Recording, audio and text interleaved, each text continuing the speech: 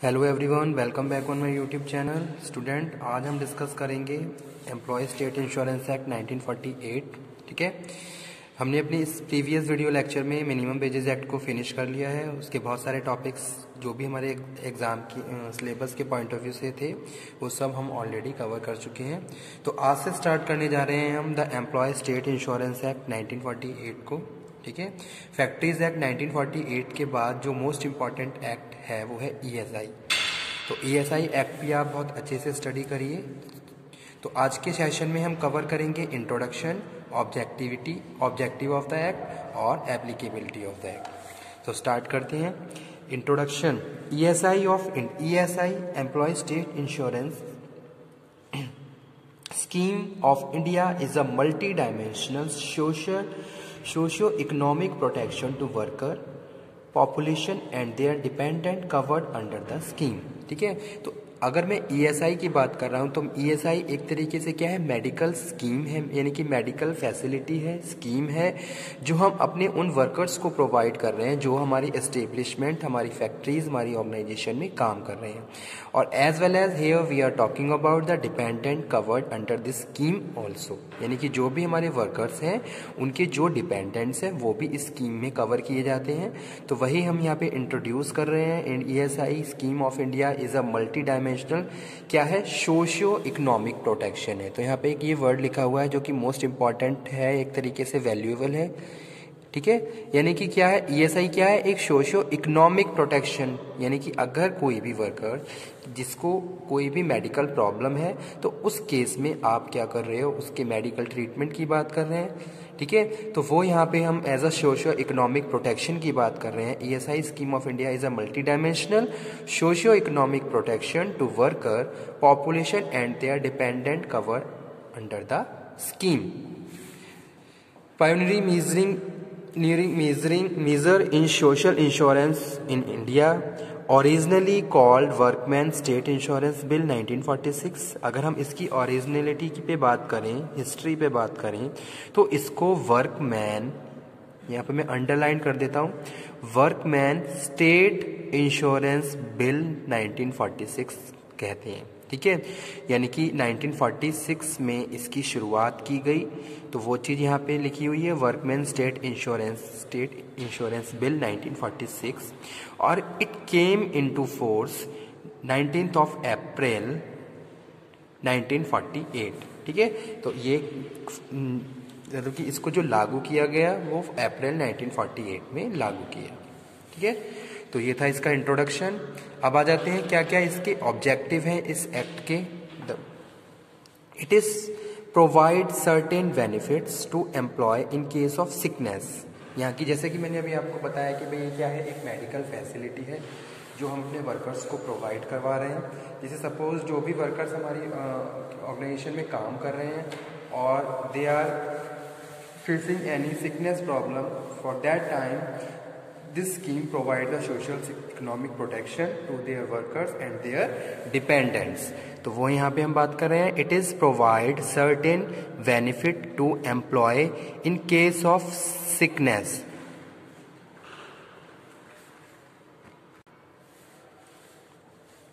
maternity and employment injury to employees of our factories and establishment, and also to make provision for certain other matter incidental thereto। ठीक है, तो objective क्या है इस act के वो हम डिस्कस कर लेते हैं। सबसे पहले क्या है, सिकनेस, यानी कि सपोज यहाँ पे मैं मेंशन कर देता हूँ साथ के साथ, जैसे कि सपोज किसी वर्कर को कोई भी बीमारी है, हो गई है ड्यूरिंग द एम्प्लॉयमेंट। ठीक है, कोई सिकनेस का केस है तो उस केस में आपको मेडिकल फैसिलिटी, मेडिकल बेनिफिट दिया जाएगा। ठीक है, मैटरनिटी की बात करते हैं तो जो मैटरनिटी बेनिफिट्स हैं, that benefits provide to the workers and their जो भी उनके डिपेंडेंट्स हैं उनको। ठीक है, और उसके बाद हम बात कर रहे हैं employment injury.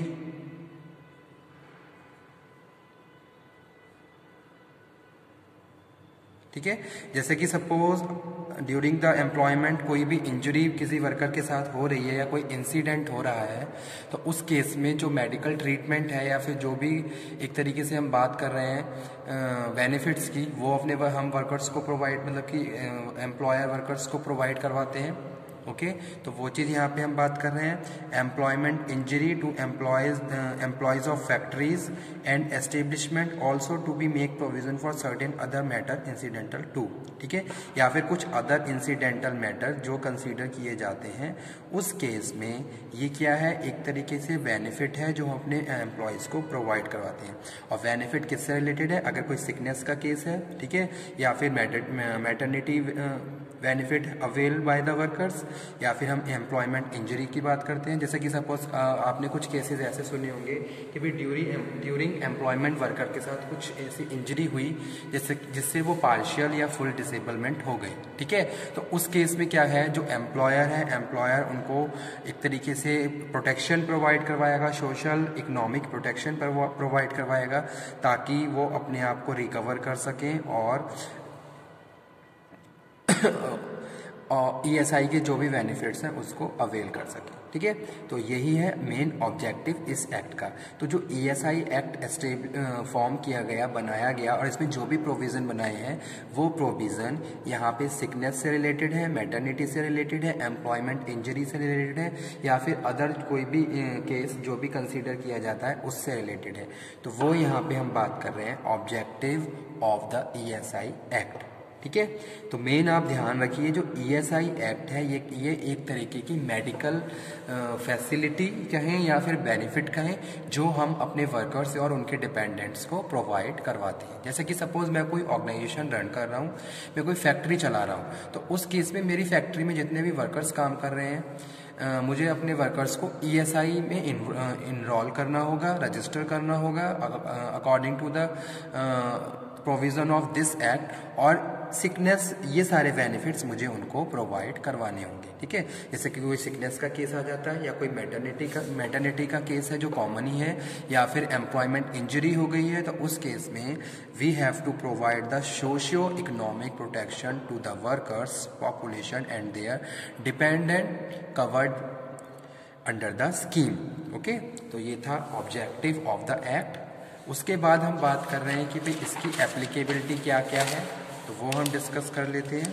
Applicability of the ESI act, तो यहाँ पे मैं ऊपर मेंशन कर देता हूँ,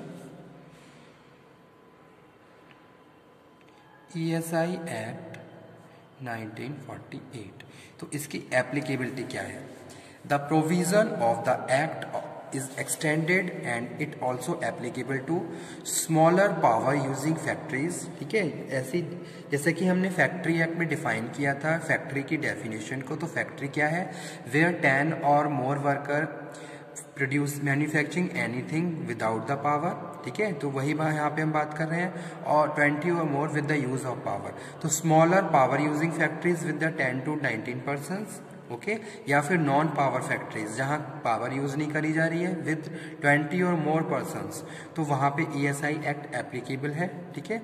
यानी कि जो ये जो नंबर दिए गए हैं इसके हिसाब से अगर कोई भी एस्टेब्लिशमेंट, कोई भी फैक्ट्री रन हो रही है, तो वहाँ पे ESI एक्ट एप्लीकेबल होता है, ठीक है। जैसे कि बात कर रहे हैं स्मॉलर पावर यूजिंग या फिर नॉन पावर यूजिंग फैक्ट्रीज जहाँ 20 to मोर वर्कर्स काम कर रहे हैं, वहाँ पे ESI एक्ट एप्लीकेबल है। नेक्स्ट हम बात कर रहे हैं शॉप्स में ESI एक्ट एप्लीकेबल है। होटल्स और रेस्टोरेंट में ESI एक्ट एप्लीकेबल है।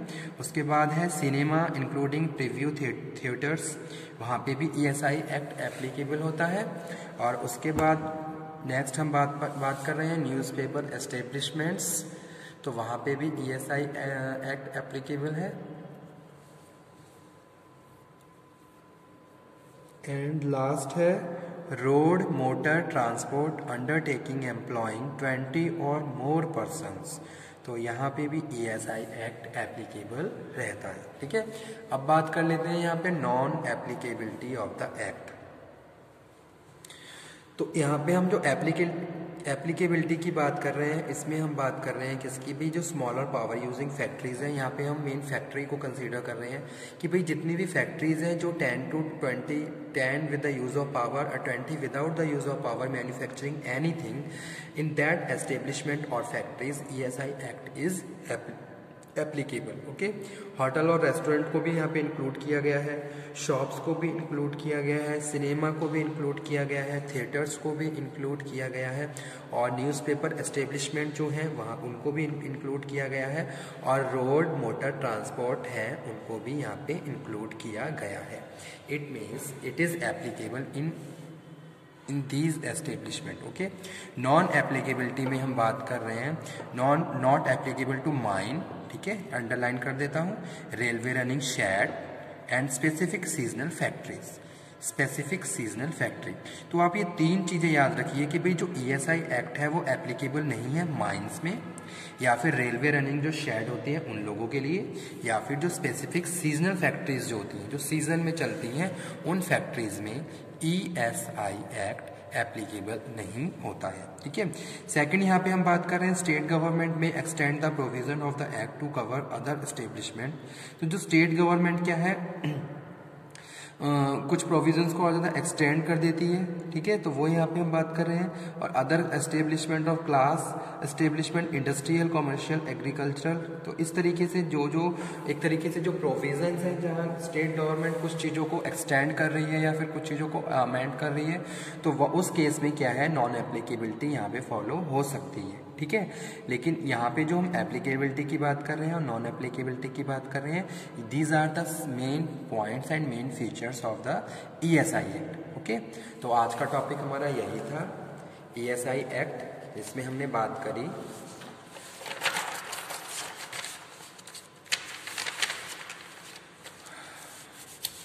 ठीक है, ये employee state insurance act, introduction, objective of the act और द एप्लीकेबिलिटी और non applicability of the act. Okay, तो स्टार्ट करते हैं, मतलब कि ये एक्ट हमने स्टार्ट कर लिया है। अब इसके जो जितने भी सब टॉपिक्स हैं वो हम अपने नेक्स्ट लेक्चर्स में कवर करेंगे। Okay, thank you very much.